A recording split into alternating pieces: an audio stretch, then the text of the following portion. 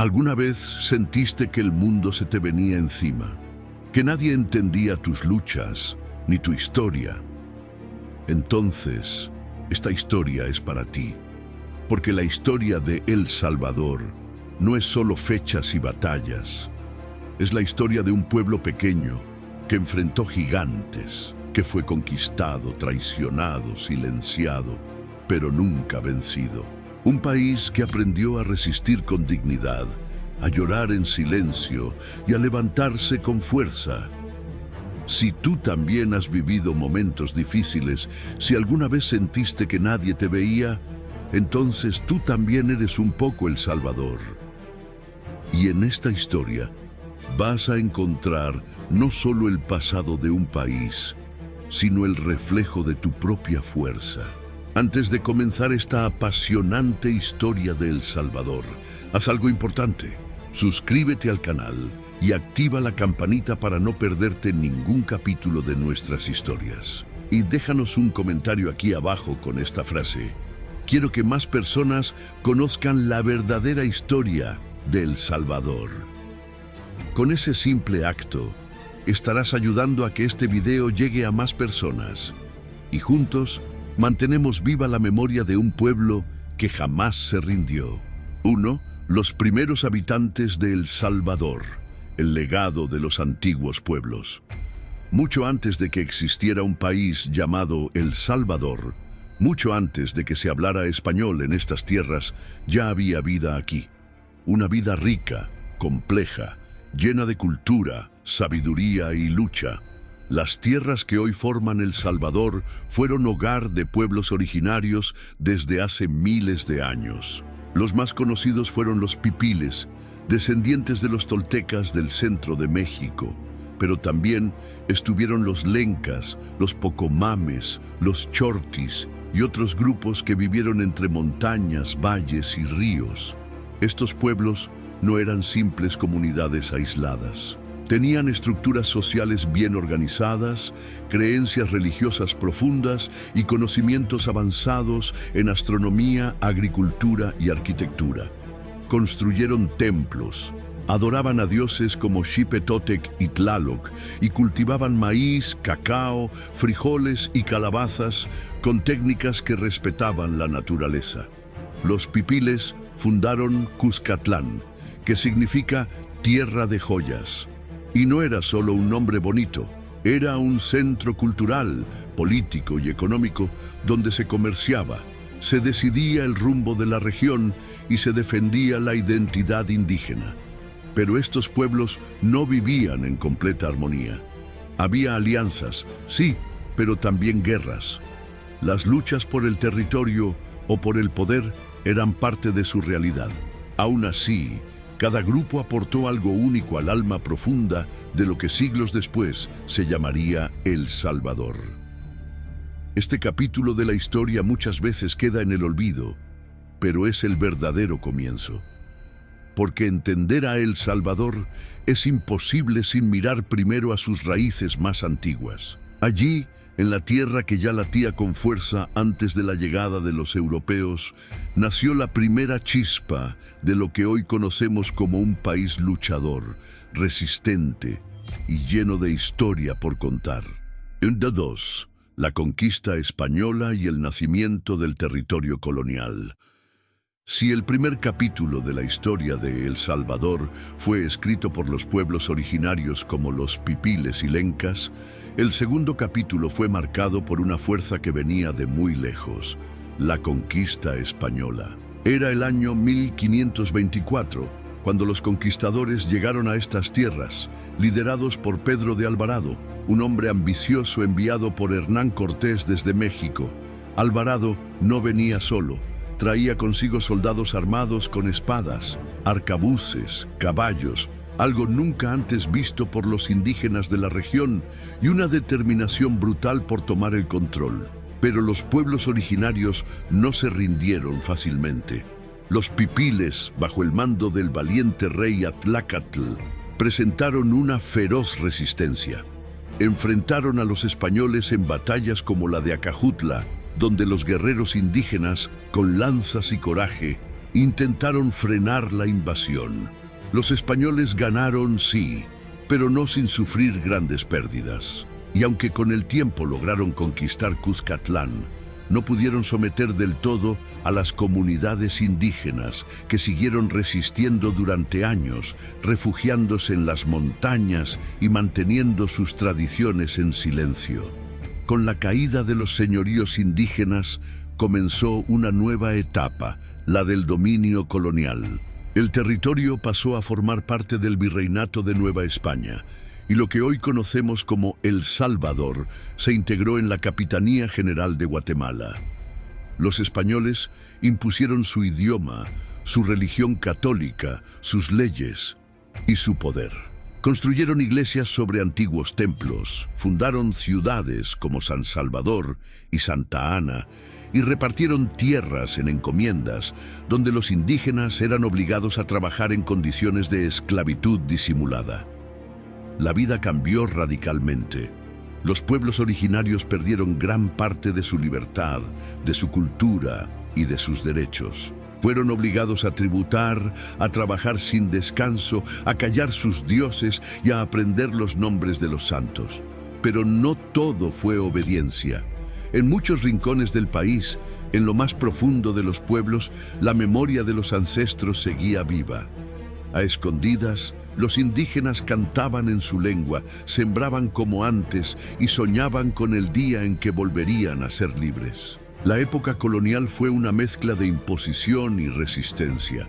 Por un lado, se formaban nuevas estructuras de poder, una nueva economía y una nueva sociedad mestiza. Por el otro, se acumulaba el dolor, el resentimiento y las ganas de liberarse. Y esa semilla de rebeldía que había germinado desde los días de Atlácatl seguiría creciendo. Porque la historia de El Salvador es, en el fondo, la historia de un pueblo que nunca aceptó ser dominado. 3. El camino hacia la independencia, 1800-1821. Después de casi 3 siglos de dominio español, algo empezó a cambiar en el corazón de los pueblos centroamericanos, incluyendo lo que hoy es El Salvador. Los años 1800 llegaron con nuevas ideas que cruzaban el océano desde Europa: libertad, igualdad, derechos del pueblo, la Revolución Francesa, las guerras napoleónicas y sobre todo la independencia de Estados Unidos habían encendido una chispa en muchas partes del mundo. Y en América Latina, esa chispa se convirtió en fuego. En El Salvador, la situación no era fácil. Los criollos, hijos de españoles nacidos en América, estaban cansados de que todo el poder y los privilegios se quedaran en manos de españoles peninsulares, que vivían en ciudades como Guatemala y tomaban decisiones sin conocer la realidad del pueblo salvadoreño. Además, los indígenas y mestizos seguían siendo explotados, trabajando en las plantaciones de añil, un producto muy valioso para la exportación, sin derechos, sin tierra y sin voz. Y fue en medio de ese malestar general que surgieron los primeros movimientos independentistas. El 5 de noviembre de 1811, en San Salvador, ocurrió algo que marcaría para siempre la historia del país. El primer grito de independencia. Fue una rebelión encabezada por los hermanos sacerdotes José Matías Delgado y Nicolás Aguilar, junto a otros líderes criollos que exigían el fin del dominio español. Ese día, en la plaza principal, con campanas resonando como tambores de guerra, se alzó la voz de libertad. El pueblo exigía autonomía, justicia y libertad. Aunque ese primer intento fue sofocado rápidamente por las autoridades coloniales, la semilla ya estaba plantada y no se detendría. Durante los años siguientes, entre 1811 y 1821, hubo varios levantamientos y revueltas, especialmente en ciudades como San Vicente, Metapán, Santa Ana y otras regiones del actual El Salvador. Muchos de estos alzamientos fueron reprimidos con violencia, pero cada vez eran más fuertes, más organizados y más decididos. Finalmente, en 1821, llegó el gran momento. Influenciados por la independencia de México, las autoridades de la Capitanía General de Guatemala, que incluía a El Salvador, firmaron el Acta de Independencia el 15 de septiembre. Con ese acto, oficialmente El Salvador y el resto de Centroamérica se liberaban del dominio español. Pero ojo, la independencia no significó de inmediato libertad real o estabilidad. Lo que venía después sería una etapa de confusión, de nuevas alianzas y de luchas internas. Aún así, para muchos salvadoreños, ese 15 de septiembre fue el primer gran paso hacia un sueño largamente anhelado: ser dueños de su propio destino. Y como veremos en el siguiente capítulo, ese sueño, aunque proclamado en papel, todavía tendría que ser defendido con fuerza, con ideas y muchas veces con sangre. 4. De la independencia al conflicto. El Salvador en la Federación Centroamericana, 1821-1838. El 15 de septiembre de 1821, El Salvador y los demás territorios de la Capitanía General de Guatemala firmaron el Acta de Independencia del dominio español. Pero lo que parecía el fin de un camino, en realidad era apenas el comienzo de una nueva etapa, llena de incertidumbre y decisiones difíciles. Al independizarse de España, los territorios centroamericanos se enfrentaron a una pregunta fundamental: ¿qué hacemos ahora? La respuesta no fue unánime. En México, el general Agustín de Iturbide había proclamado un imperio tras su independencia, y desde allí se presionaba para que Centroamérica se uniera a ese nuevo imperio mexicano. Algunos territorios aceptaron, pero El Salvador se opuso con fuerza. Los salvadoreños no querían otro amo. Acababan de romper cadenas y no estaban dispuestos a ponerse nuevas. Preferían formar parte de una unión entre iguales, una federación centroamericana donde cada provincia pudiera decidir su destino sin imposiciones. Y así, tras un breve período de tensiones y negociaciones, en 1823, El Salvador se unió oficialmente a las Provincias Unidas del Centro de América, también conocida como la Federación Centroamericana, junto con Guatemala, Honduras, Nicaragua y Costa Rica. Esta federación era un intento noble y valiente de crear una gran nación centroamericana con principios de libertad, igualdad y fraternidad. Una república inspirada en los ideales de la Revolución Francesa y la independencia estadounidense. Pero, como en muchas familias, no todo fue armonía. Muy pronto comenzaron a surgir conflictos entre liberales y conservadores, entre federalistas que defendían la unión y localistas que querían autonomía para cada estado. Los liberales, en su mayoría en El Salvador, querían una república laica, con educación gratuita, libertad de prensa y menos poder para la iglesia. Los conservadores, más fuertes en Guatemala, querían mantener los valores tradicionales, la autoridad religiosa y el orden colonial. Estos enfrentamientos ideológicos no se resolvieron con palabras. Se convirtieron en guerras civiles, revueltas, traiciones y luchas de poder que debilitaron la federación poco a poco. En medio de todo esto, El Salvador fue uno de los estados más activos en defender la federación, pero también uno de los más golpeados por los conflictos. Finalmente, en 1838, la Federación Centroamericana se disolvió oficialmente. El sueño de una patria común para toda Centroamérica se rompía en pedazos. Cada estado siguió su propio camino, y El Salvador comenzó a consolidarse como un país independiente, pero en un escenario regional frágil, dividido y con muchos desafíos por delante. Habían pasado apenas 17 años desde la independencia, y ya el país había vivido guerras, alianzas, rupturas y esperanzas frustradas. Pero el pueblo salvadoreño seguía en pie, decidido a escribir su propia historia, aunque tuviera que hacerlo en medio de tormentas políticas, caudillos armados y luchas por el poder. Y es justamente eso lo que veremos en el siguiente capítulo: la construcción del Estado salvadoreño y la era de los caudillos. ¿Listo para continuar? Porque la historia apenas está comenzando. Un momento, antes de seguir con esta increíble historia, ¿ya verificaste si estás suscrito al canal? Y si este video te está gustando, compártelo ahora mismo con alguien que también ame conocer la historia real de nuestros pueblos. Con ese simple gesto, estarás ayudando a que más personas descubran esta historia, una historia que merece ser contada, recordada y jamás olvidada. 5. El nacimiento del Estado salvadoreño y la era de los caudillos, 1838-1870. Tras la disolución de la Federación Centroamericana en 1838, El Salvador se encontró solo. Ya no había una unión de países hermanos, ni una constitución común que guiara sus pasos. Era hora de caminar por cuenta propia, pero este nuevo comienzo no fue fácil. ¿Qué es lo primero que hace un país recién independiente?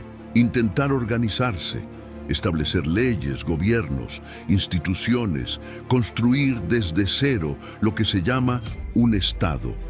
Pero cuando no hay consenso y cuando las heridas de las guerras aún sangran, es muy difícil levantar una nación en paz.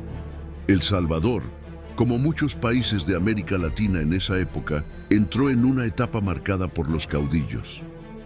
¿Y quiénes eran los caudillos?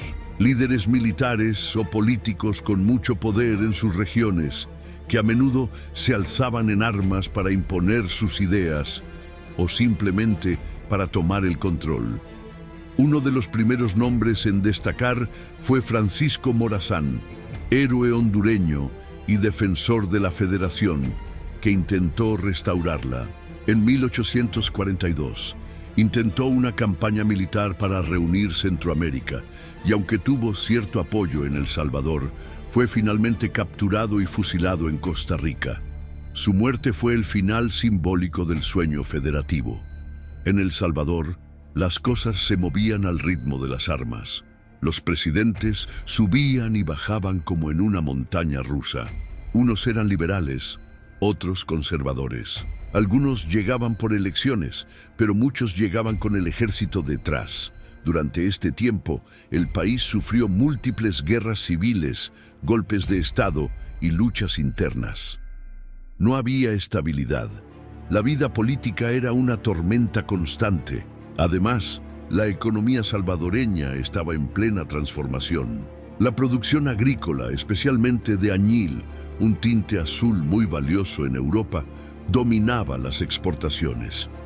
Grandes extensiones de tierra estaban en manos de pocas familias, mientras la mayoría del pueblo vivía en pobreza, trabajando la tierra en condiciones duras. Este modelo económico concentrado sembró las bases de las desigualdades que marcarían al país por décadas y generó tensiones sociales que tarde o temprano iban a estallar. Mientras tanto, los gobiernos seguían luchando por consolidarse.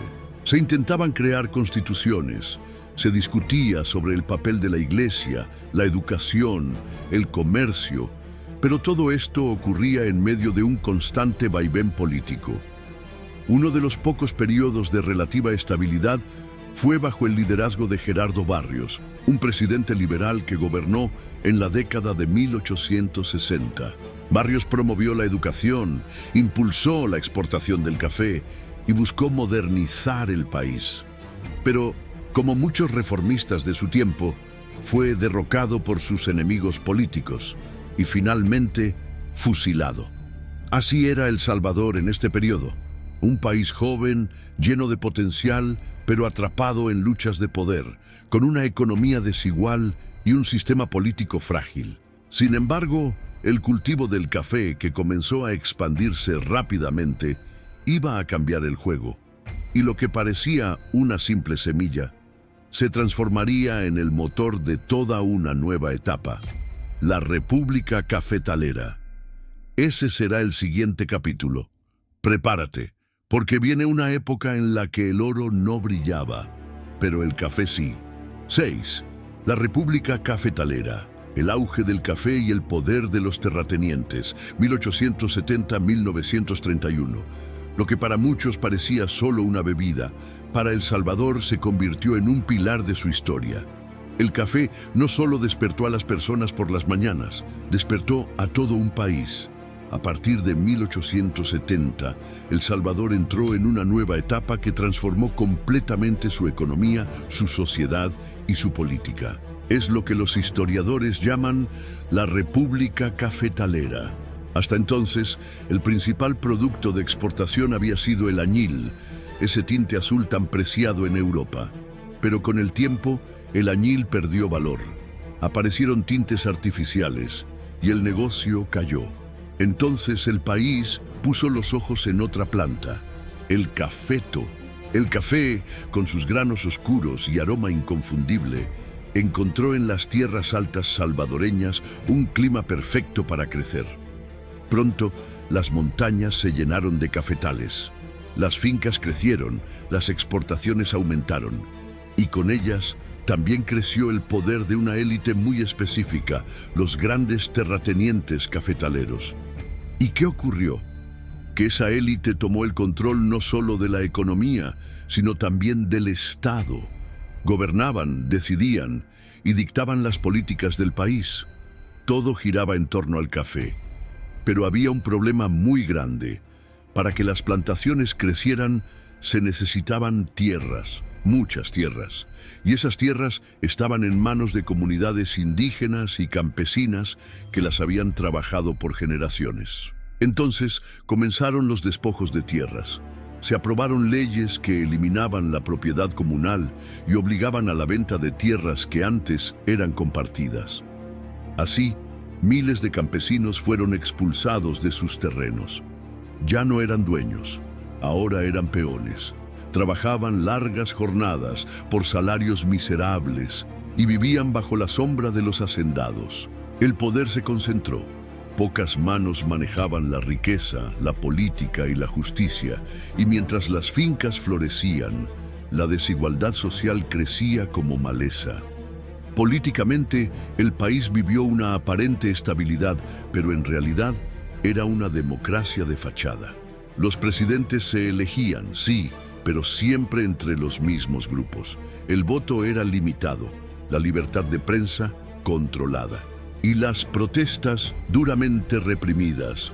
Uno de los presidentes más emblemáticos de esta etapa fue Rafael Saldívar, quien impulsó con fuerza la expansión del café y las reformas agrarias, pero también fue responsable de consolidar el dominio de la élite terrateniente.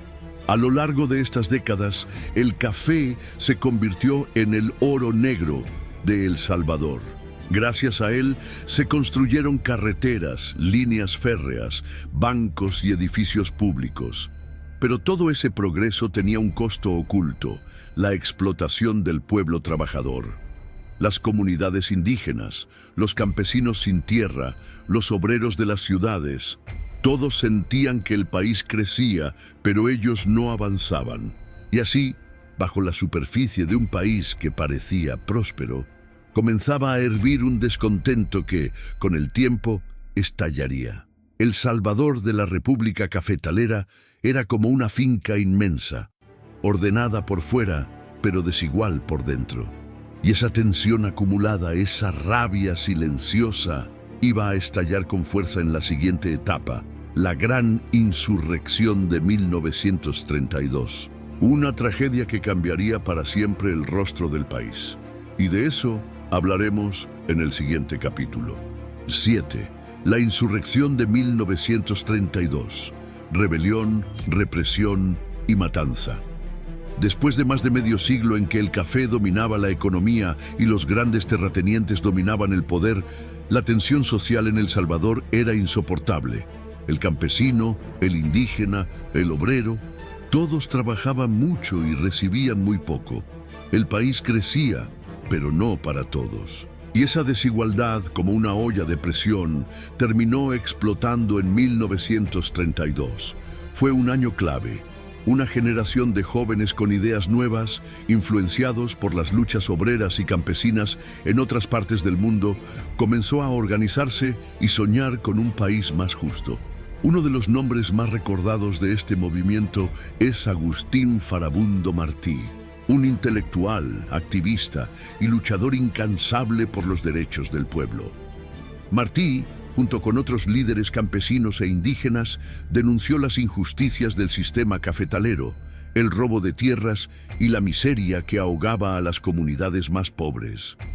Pero el contexto era complejo. En 1931, tras unas elecciones democráticas, llegó al poder Arturo Araujo, un presidente reformista que intentó mejorar las condiciones del país. Sin embargo, su mandato fue breve. Apenas unos meses después, un golpe militar lo derrocó. Y así, el general Maximiliano Hernández Martínez asumió el poder. Martínez instauró un régimen autoritario, con ideas místicas y una visión profundamente conservadora. El nuevo gobierno no estaba dispuesto a permitir críticas ni rebeliones. Fue entonces cuando, en enero de 1932, estalló la insurrección campesina.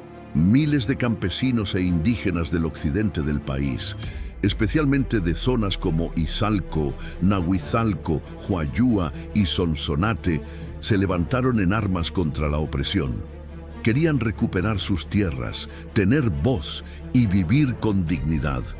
Los primeros ataques sorprendieron a las autoridades. Alcaldías fueron tomadas, cuarteles asaltados y símbolos del poder terrateniente destruidos. Era la voz de un pueblo harto, un grito desesperado de justicia, pero la respuesta del gobierno fue brutal. El general Martínez ordenó una represión feroz. El ejército y los cuerpos de seguridad arrasaron comunidades enteras, fusilaron sin juicio a miles de personas y sembraron el terror en el occidente del país. A este hecho se le conoce como la matanza. En cuestión de semanas, se estima que entre 10.000 y 30.000 personas fueron asesinadas. Muchos de ellos eran indígenas que ni siquiera habían participado en la rebelión. El simple hecho de hablar náhuatl o vestir trajes típicos bastaba para ser ejecutado. Fue un intento deliberado de borrar la identidad indígena, de aplastar cualquier intento de resistencia y de enviar un mensaje claro: el poder no se toca. Farabundo Martí fue capturado y fusilado, pero su nombre no fue silenciado. Con el tiempo, se convirtió en símbolo de lucha y resistencia popular. La insurrección de 1932 marcó un antes y un después. El trauma fue tan profundo que por décadas la población indígena dejó de hablar su idioma, de usar su vestimenta tradicional y de mostrarse públicamente como tal. El miedo se incrustó en la piel de una nación, y aunque el levantamiento fue aplastado, las causas de fondo seguían allí. La pobreza, la desigualdad, el despojo, todo eso seguiría acumulándose como brasas bajo la tierra, esperando otro momento para encenderse. Ese momento llegaría décadas más tarde, pero mientras tanto, El Salvador quedaba marcado para siempre por una de las tragedias más oscuras de su historia. Y así, pasamos de una república cafetalera a una república del silencio, donde hablar, organizarse o soñar con justicia podía costar la vida. Pero la historia no termina ahí, porque el pueblo nunca dejó de soñar con un país más justo, y tarde o temprano esa esperanza volvería a encenderse. 8. La dictadura de Maximiliano Hernández Martínez. Orden a cualquier costo, 1932-1944. Tras la brutal represión de la insurrección de 1932, El Salvador quedó paralizado por el miedo. El general Maximiliano Hernández Martínez, quien había llegado al poder con un golpe de Estado en 1931, consolidó su régimen como una dictadura militar autoritaria marcada por el control absoluto y la supresión de cualquier oposición. Martínez no solo fue un gobernante de mano dura, también fue un personaje peculiar, profundamente místico, con creencias en la teosofía, en los poderes del alma y en rituales esotéricos. Se decía que hablaba con los espíritus, que creía en el karma y que hasta mandó a magnetizar el Palacio Nacional para protegerse de atentados. Pero detrás de esa imagen casi excéntrica había un líder frío y calculador, dispuesto a mantener el orden cueste lo que cueste. Durante su mandato, El Salvador experimentó una aparente estabilidad política y un crecimiento económico moderado, basado principalmente en la exportación del café. Se impulsaron algunas obras públicas, se organizó la administración estatal y se crearon nuevas instituciones. Sin embargo, esa estabilidad tenía un precio muy alto. El país vivía en un estado constante de vigilancia, represión y censura. No había libertad de expresión, no había partidos políticos libres, y cualquier intento de organización social, sindical o estudiantil era rápidamente desarticulado. Los asesinatos extrajudiciales, la tortura y las desapariciones se convirtieron en parte del aparato estatal. La memoria de la matanza aún estaba viva, y eso funcionaba como un recordatorio de lo que el régimen era capaz de hacer. Y aunque muchos intentaron resistir, el miedo pesaba más que el valor. Pero como suele ocurrir en las dictaduras largas, el descontento comenzó a crecer. En los años 40, una nueva generación de estudiantes, obreros y militares comenzó a organizarse en silencio. El punto de quiebre llegó en 1944. Ese año, Martínez intentó reelegirse de forma fraudulenta por tercera vez, desafiando incluso las leyes que él mismo había impuesto. El pueblo, cansado de años de represión, salió a las calles. Fue entonces cuando ocurrió un hecho histórico: la huelga de brazos caídos. Miles de salvadoreños, obreros, empleados públicos, estudiantes, comerciantes, dejaron de trabajar y paralizaron el país de manera pacífica como forma de protesta contra la dictadura. Esta huelga fue una muestra extraordinaria de valentía. El pueblo no tomó armas, no atacó edificios, solo dejó de moverse, y ese silencio fue más poderoso que cualquier grito. Ante la presión popular, el dictador huyó del país en mayo de 1944. El Salvador celebraba por fin el fin de la era Martínez. Pero la alegría fue breve, porque en los meses siguientes, otros militares intentaron mantenerse en el poder. Los salvadoreños volvieron a salir a las calles, y esta vez la represión fue sangrienta. Hubo protestas estudiantiles, choques armados, detenciones masivas.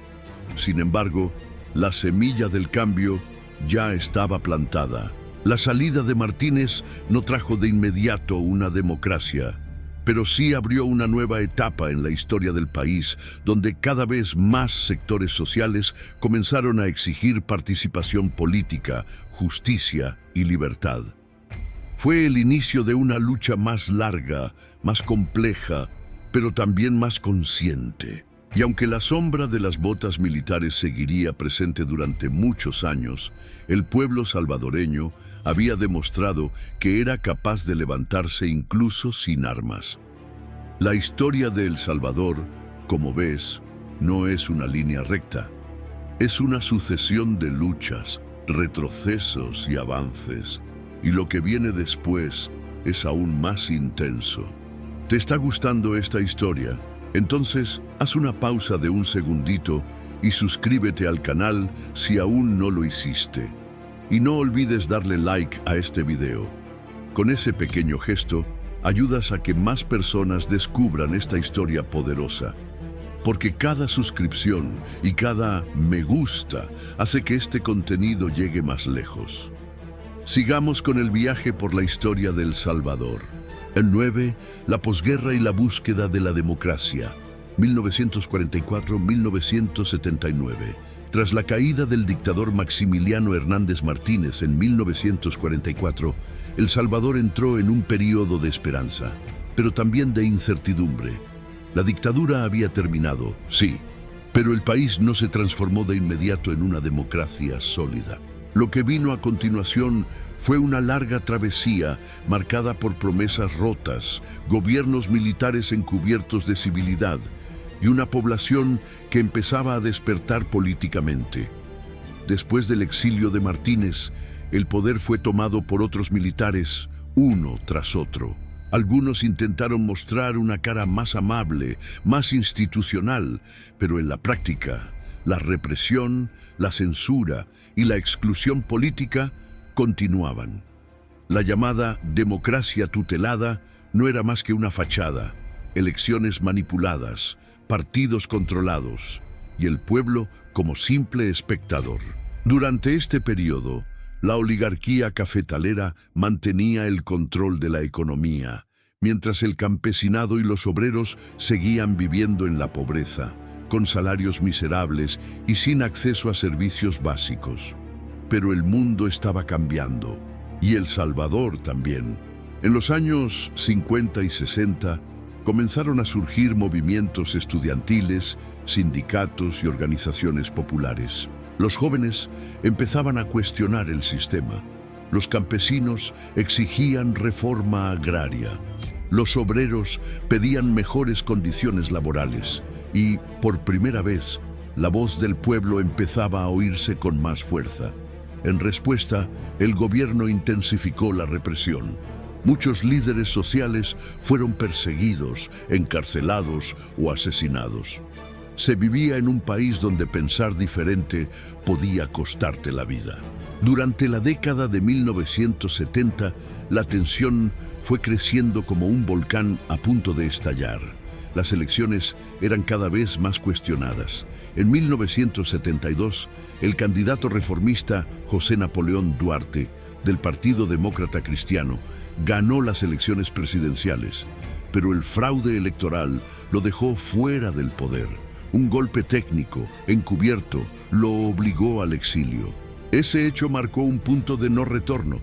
Muchos dejaron de creer en las vías pacíficas para cambiar el país. Mientras tanto, la desigualdad se hacía cada vez más evidente. La brecha entre ricos y pobres era un abismo.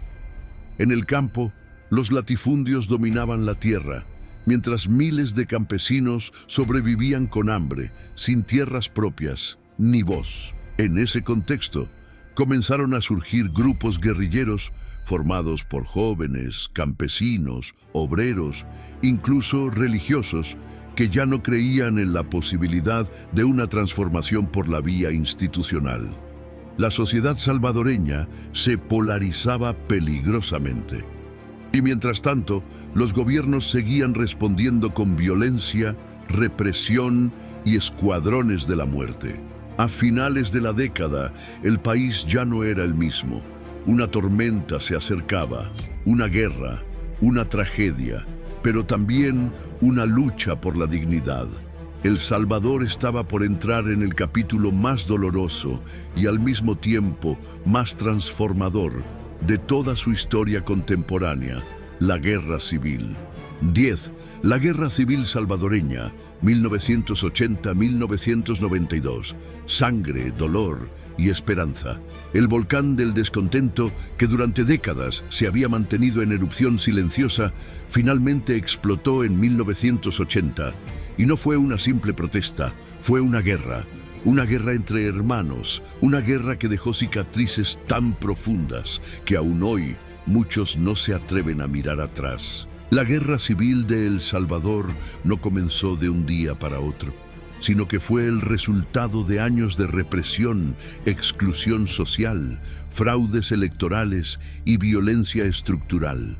El pueblo había gritado, había marchado, había votado, pero nadie lo escuchaba.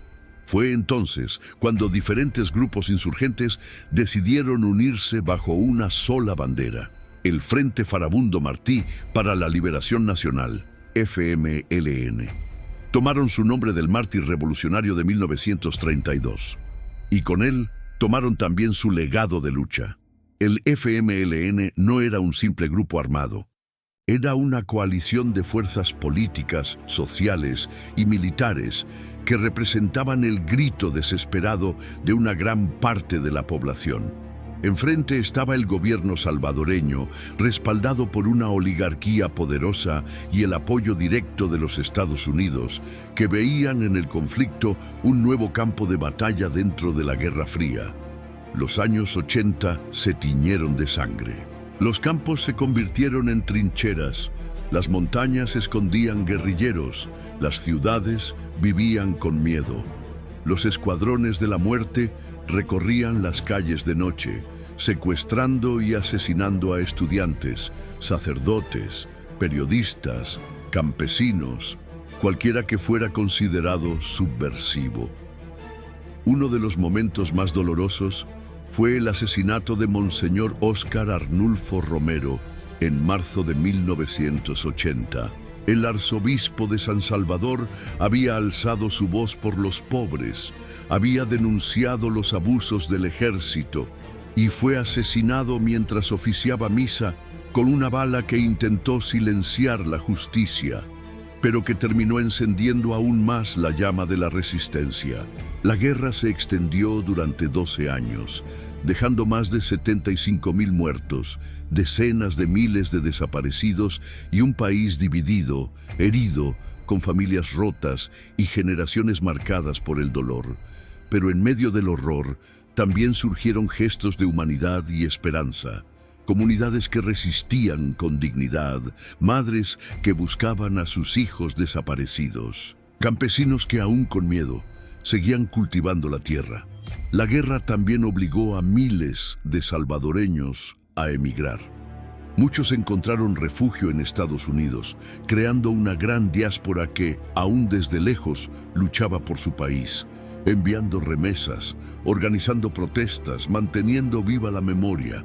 Finalmente, tras muchos intentos fallidos y una creciente presión internacional, el 16 de enero de 1992, el FMLN y el gobierno salvadoreño firmaron los acuerdos de paz en el castillo de Chapultepec, México.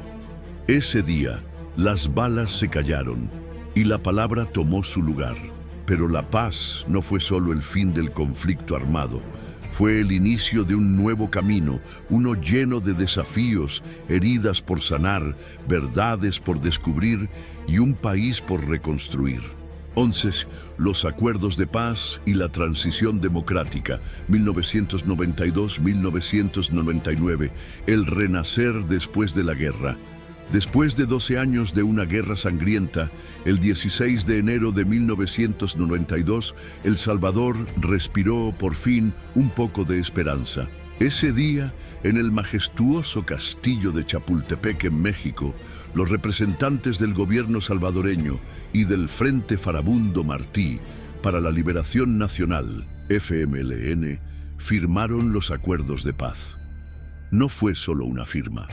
Fue una promesa de que las armas se silenciarían y que la palabra, el voto y la democracia tomarían el lugar de la violencia. El país entero contuvo el aliento. Muchos lloraron, otros no podían creerlo, pero todos sabían que algo grande había ocurrido.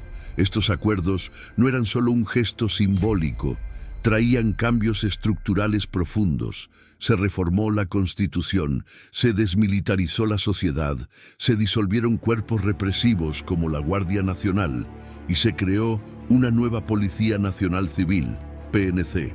Además, se establecieron mecanismos para proteger los derechos humanos, garantizar elecciones libres y dar voz a quienes, durante décadas, habían sido silenciados. Uno de los cambios más impactantes fue la transformación del FMLN de guerrilla armada a partido político legal. Un hecho histórico que marcó un antes y un después. Los antiguos enemigos ahora debatían en el Congreso, no en las montañas. Pero firmar la paz no significó que todo estuviera resuelto. El Salvador ahora enfrentaba una nueva batalla, la de reconstruirse. Las escuelas estaban en ruinas, los hospitales sin recursos, las comunidades desplazadas y el dolor. Ese no desaparece con un decreto. Miles de personas buscaban a sus seres queridos desaparecidos.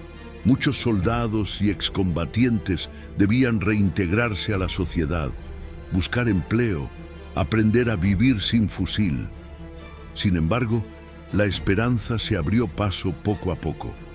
Los salvadoreños empezaron a reconstruir escuelas con sus propias manos, a fundar organizaciones comunitarias, a celebrar elecciones democráticas. En 1994 se llevaron a cabo las primeras elecciones presidenciales tras los acuerdos de paz, y aunque la polarización aún era fuerte, el proceso fue pacífico y transparente.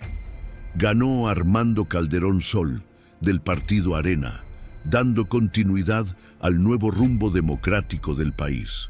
Durante esta etapa, se intentaron reformas económicas y sociales, se impulsó la inversión extranjera y comenzaron a crecer sectores como las remesas familiares, que ya representaban una parte fundamental de la economía salvadoreña. También se promovieron programas de reconciliación, aunque muchos criticaron que la justicia fue insuficiente.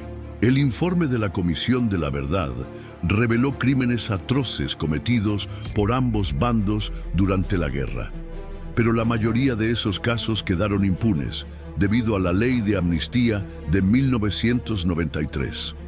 A pesar de eso, el pueblo salvadoreño demostró una fuerza extraordinaria, la capacidad de seguir adelante, de educar a sus hijos, de trabajar duro y de apostar por un país distinto. Los años 90, aunque llenos de desafíos, fueron una etapa de transición, de las armas a los votos, del miedo a la posibilidad, del silencio al debate, y así El Salvador comenzó a escribir una nueva página, una página imperfecta, sí, pero escrita con esfuerzo, con sudor y con el anhelo profundo de no volver jamás al horror del pasado. 12.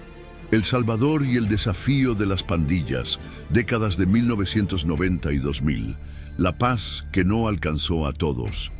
Los acuerdos de paz de 1992 marcaron el fin de una guerra, pero no el fin de la violencia. Cuando los fusiles se silenciaron, el país respiró aliviado, pero muy pronto otro tipo de conflicto comenzó a crecer en las sombras. Miles de jóvenes nacidos durante la guerra o poco después de ella crecieron sin oportunidades, en barrios golpeados por la pobreza, con escuelas deterioradas, pocas opciones laborales y familias fragmentadas por la migración. Muchos padres habían partido hacia Estados Unidos durante el conflicto, y aunque enviaban remesas, la ausencia física y afectiva se notaba en las calles. Fue en ese vacío social y emocional donde las pandillas comenzaron a florecer. Al principio eran pequeños grupos de jóvenes, buscando identidad, respeto y protección. Pero con el tiempo, esas pandillas se convirtieron en estructuras criminales, organizadas, violentas y despiadadas. Mara Salvatrucha, MS-13 y Barrio 18, influenciadas por pandillas que ya existían en Los Ángeles, llegaron a El Salvador con los deportados desde Estados Unidos en los años 90. Y lo que era un fenómeno marginal se convirtió en un problema nacional. Las pandillas impusieron su propia ley en muchos barrios. Extorsionaban a comerciantes, reclutaban niños y adolescentes y sembraban el miedo con asesinatos, amenazas y violencia sexual. El control territorial era brutal. A finales de los años 90 y principios de los 2000, la tasa de homicidios se disparó. Los cementerios se llenaban de jóvenes, los autobuses eran incendiados y muchas familias vivían bajo la dictadura del silencio. No se podía hablar, no se podía mirar, no se podía denunciar. El Estado respondió con mano dura. Gobiernos sucesivos implementaron planes de represión como el Plan Mano Dura y el Super Mano Dura, con operativos masivos, arrestos y militarización de zonas conflictivas. Pero la represión, sin un plan social sólido, no resolvió el problema, lo empeoró. Las cárceles se llenaron de pandilleros que, en lugar de ser rehabilitados, fortalecieron sus redes desde dentro, convirtiendo las prisiones en verdaderas escuelas del crimen. Mientras tanto, el miedo crecía.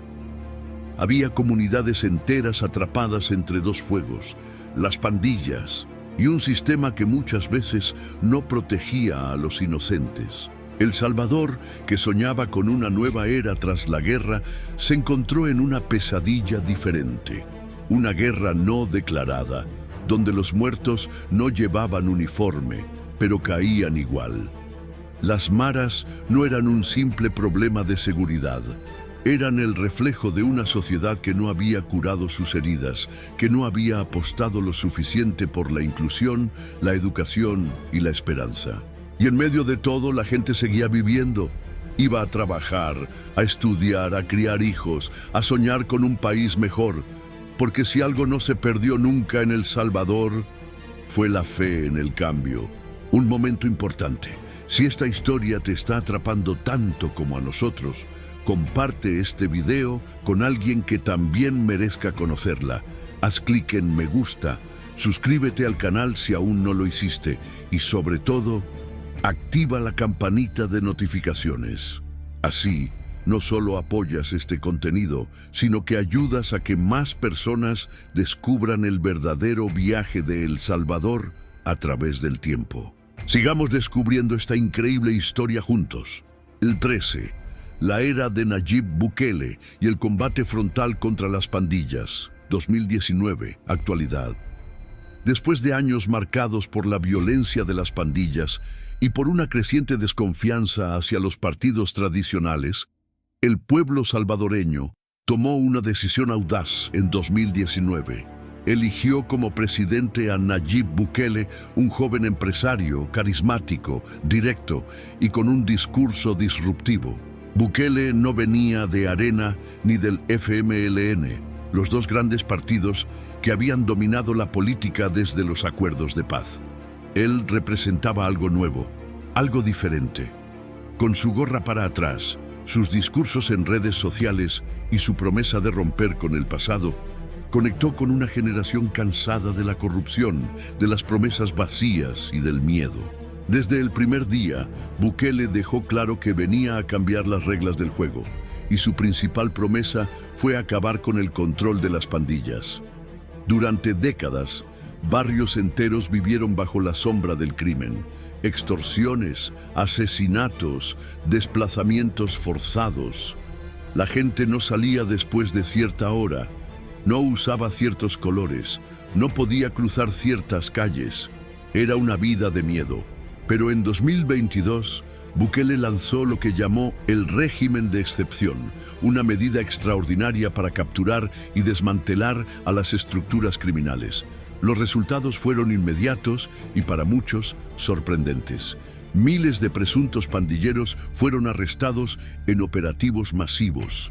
Se confiscaron armas, se desmantelaron centros de extorsión y el miedo comenzó a disminuir en las comunidades. Por primera vez en décadas, hubo días enteros sin homicidios registrados en el país.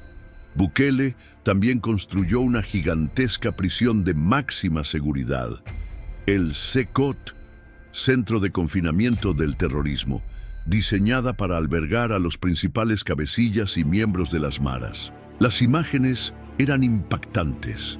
Miles de hombres rapados, en ropa blanca, esposados y alineados como nunca antes se había visto.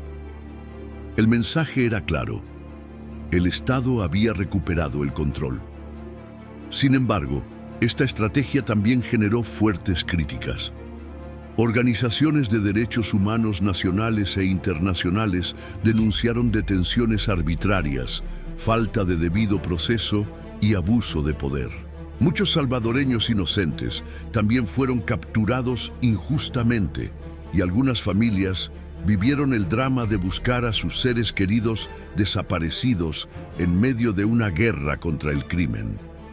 Pero, al mismo tiempo, una gran parte del pueblo salvadoreño apoyaba las medidas, porque después de tantos años de vivir con miedo, por fin podían caminar por sus calles sin temor.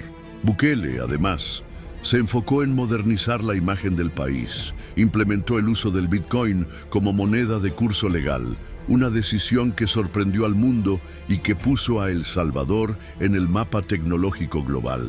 Impulsó proyectos de infraestructura, promovió el turismo, organizó eventos internacionales y fortaleció su presencia en redes sociales, donde gobierna casi tanto como desde el Palacio Nacional. Su estilo es polémico, directo, muchas veces confrontativo, pero para muchos es el presidente que finalmente está haciendo lo que nadie antes se atrevió a hacer. En 2024, Bukele fue reelegido con un respaldo masivo, a pesar de que la Constitución originalmente prohibía la reelección inmediata. El pueblo, sin embargo, votó con una esperanza renovada de que el cambio continúe. Hoy, El Salvador vive una nueva etapa, más segura, más estable, pero también con grandes interrogantes. ¿Se mantendrá el equilibrio entre seguridad y libertad? ¿Cómo garantizar la justicia sin caer en excesos? ¿Qué futuro le espera a los jóvenes en un país que está cambiando tan rápido? 14. El Salvador. Hoy, entre esperanza, cambio y desafíos del futuro. Después de los sacudones políticos, las guerras internas, las maras y las reformas radicales del presente, El Salvador entra en una nueva etapa. Una etapa que no se define por el miedo o la desesperanza, sino por la búsqueda de un país diferente, más seguro, más moderno y más orgulloso de su identidad. Hoy, muchos salvadoreños dicen que por fin se puede respirar paz en lugares donde antes solo se escuchaban disparos o extorsiones. Las plazas están llenas, los niños juegan en los parques, los comerciantes han vuelto a abrir sus negocios sin tener que pagar renta a las pandillas. Pero no todo es perfecto, porque un país no se construye solo con seguridad. También necesita educación de calidad, salud accesible, trabajo digno, libertad de expresión y justicia real para todos, no solo para algunos. El gran reto de El Salvador actual es ese: convertir los avances en seguridad en progreso sostenible. Es decir, que cada salvadoreño no solo viva sin miedo, sino también viva con dignidad. El turismo está creciendo como nunca antes. Personas de todo el mundo llegan para conocer playas como el Tunco o el Zonte, practicar surf en olas salvajes o descubrir las riquezas naturales escondidas en los volcanes y lagos del país. La gastronomía salvadoreña se abre al mundo con orgullo. Las pupusas, ese platillo sencillo pero sabroso, se han convertido en símbolo de identidad nacional. El arte, la música, la literatura comienzan a florecer nuevamente como expresión del alma salvadoreña. Los jóvenes, que durante años huyeron o cayeron en la violencia, ahora sueñan con quedarse, con estudiar, con emprender. Y eso es poderoso. El país también avanza en el ámbito digital, con el uso del Bitcoin, con nuevas tecnologías, con inversiones extranjeras que ven en El Salvador una tierra fértil para crecer. El mundo mira curioso lo que está pasando aquí. Algunos con esperanza, otros con escepticismo. Pero lo importante es que El Salvador ya no es invisible. Hoy ocupa titulares, debates, reflexiones, y eso es señal de que está cambiando. Aún hay mucho por hacer. La corrupción sigue siendo una amenaza. La división política puede convertirse en obstáculo, y siempre está el peligro de olvidar las lecciones del pasado. Pero si algo nos ha enseñado esta historia, desde los tiempos precolombinos hasta la actualidad, es que el pueblo salvadoreño nunca ha bajado los brazos. Cada caída ha sido seguida de una lucha, cada herida ha abierto paso a la resistencia, cada silencio ha terminado en un grito de libertad.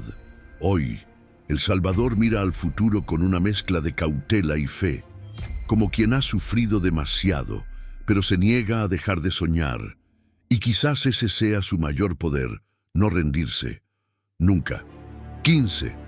El Salvador, un pueblo que nunca se rinde.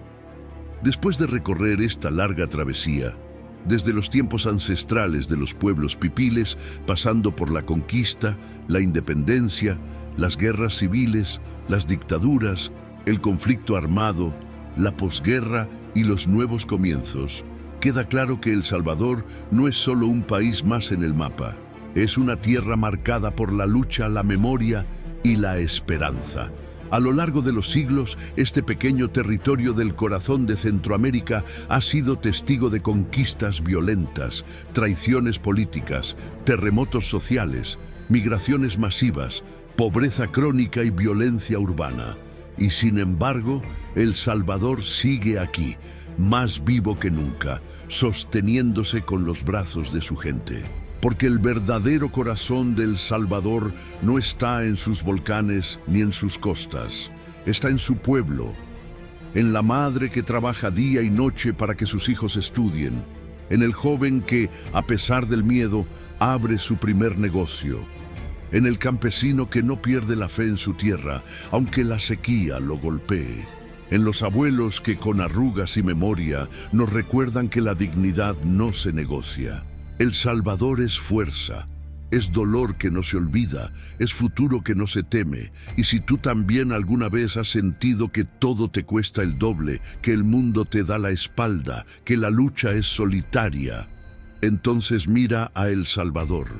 Porque aquí se cayó muchas veces, pero en cada caída hubo manos que levantaron, ojos que soñaron, voces que dijeron, vamos de nuevo. Hoy el país no es perfecto, pero pocos pueblos han demostrado tanta determinación para reinventarse, tanta voluntad de sobrevivir, tanta sed de justicia. Y aunque aún hay heridas abiertas, cada día se escribe una nueva página, una página escrita por quienes no quieren olvidar, pero tampoco quieren vivir atados al pasado. El Salvador no es solo historia, es un símbolo, una promesa, una lección. La lección de que incluso el país más pequeño puede tener el alma más grande. Gracias por acompañarnos en este viaje por la historia completa de El Salvador. Y recuerda, conocer la historia no es quedarse en el pasado, es entender quiénes somos y hacia dónde podemos ir. La historia de El Salvador no es solo pasado, es una herida abierta, pero también una esperanza encendida. Es la historia de un pueblo que ha sido golpeado, injustamente juzgado y muchas veces olvidado, pero que jamás dejó de soñar, de luchar, de creer.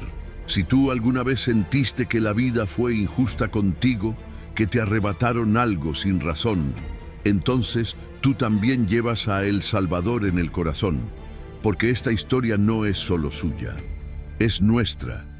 Y la solución no está en borrar el dolor, sino en recordarlo, aprender de él y seguir adelante. Gracias por llegar hasta aquí.